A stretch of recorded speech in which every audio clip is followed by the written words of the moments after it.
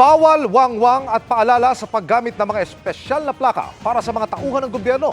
Ilan lang yan sa mga ibinabang kautusan ni Pangulong Bongbong Marcos bago magtungo ng Amerika. Nakatutok si Ivan Mayrina. Plakang 7 ang isa sa mga nahuling SUV na dumaan sa EDSA busway sa operasyon ng mga otoridad kaninang umaga. Inabot naman ang driver ang lisensya pero hindi raw nagsalita at habang tinitiketan, bigla itong kumaripas palayo. Saan pupunta? Ano yung tumakas? Hawak ng DOTR ang lisensya ng driver. Kung lehitimong plakang 7 sa SUV, naka-issue ito sa isang senador na inaalam pa kung sino. Sa bahagi naman ng EDSA tramo sa Pasay, isang SUV na plakang 8 naman ang tinakbuhan din ng operasyon ng mga otoridad. Ang plakang 8 para naman sa mga congressman pero hindi na nahabol ang SUV at hindi rin nakuhanan ng numero sa conduction sticker. Meron tayong CCTV camera, mako-confirm natin yung plaka and also yung conduction sticker dahil kailangan natin alamin kung sino yung mga nagmamayari or yung driver noon para bigyan natin sila ng tamang sanksyon. Patuloy na nakikita mga ganitong pang-aabuso ng mga sasakyan ng gobyerno. Ito'y kahit pakakasabi lang ng Pangulo sa kanyang vlog nitong nakaraang weekend na dapat manguna ang mga taga-gobyerno sa pagsunod sa batas trapiko. Ang pag-aabuso at pagbabaliwala sa batas trapiko ay hindi pribilehiyo ng kasama sa sinumpaan naming mga lingkod bayan. Pangungunahan ng pamahalaan at lahat ng mga ahensya nito ang pagiging disiplinado sa ating mga lansangan. Tumataas ulit ang apprehension natin sa busway. Kaya regular ang nagiging operations natin.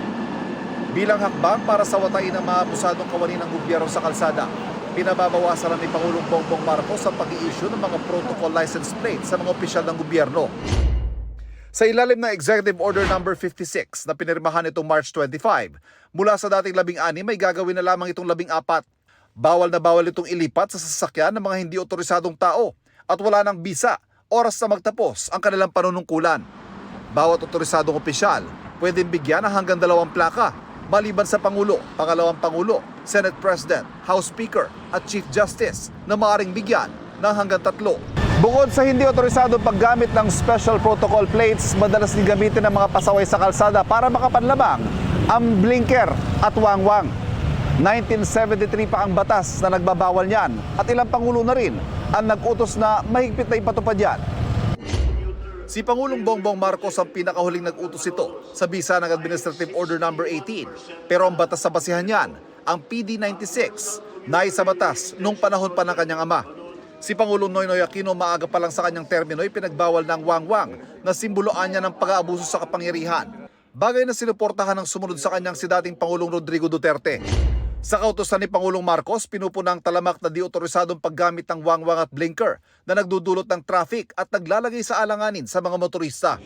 Ang mga sasakyan ng AFP, PNP, NBI, mga ambulansya at emergency vehicles lang ang otorisadong gumamit ng blinker at wangwang. Ang PNP nangako mas mahigpit na ipatutupad ang batas at hindi raw magpapasindak. Wala po tayong sisinuhin sa pag-i-implement po at pag-i-enforce po ng PD 96 regardless kung ano po yung estado po nila sa buhay. This is to show seriousness. This is to show na ang gobyerno po ay susunod at tayo po ay dapat magandang model sa ating mga mamamayan. Para sa GMA Integrated News, Ivan Mayrina, nakatutok, 24 oras.